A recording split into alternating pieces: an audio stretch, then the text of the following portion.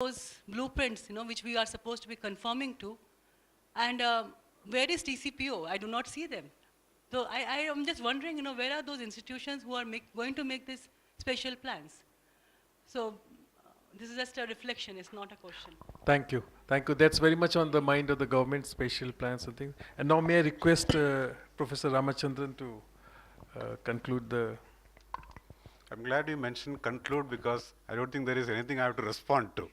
I made a good beginning with Professor Subhashi saying that he agrees with, or he cannot disagree with most of what has been stated in the... Even though she was polite in saying that it's a reflection, I think you owe it to us as someone who has led the ministry for a long time. Seriously, if we were to put to you, do you think there is adequate capacity at the center to bring about the transformation that we are talking about?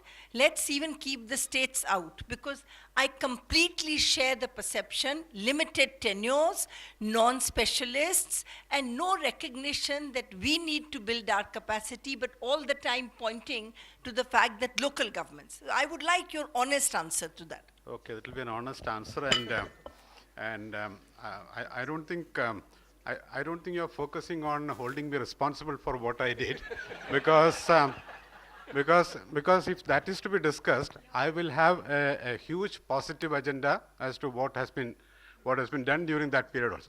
But when it comes to capacity, I don't know, it doesn't find mention quite often. When the 12th plan preparation was going on, there was a steering committee, there was a working group. I had chaired the working group, which has detailed what all needs to be done as far as capacity building is concerned. I don't know whether it gets I don't know, Neeraj may be able to say, these things get suppressed in the ministry scheme of things also, because once the person is gone and the time frame is forgotten, then we move on. So there is a huge agenda for the center, states, and the local bodies, and the institutions outside the government system.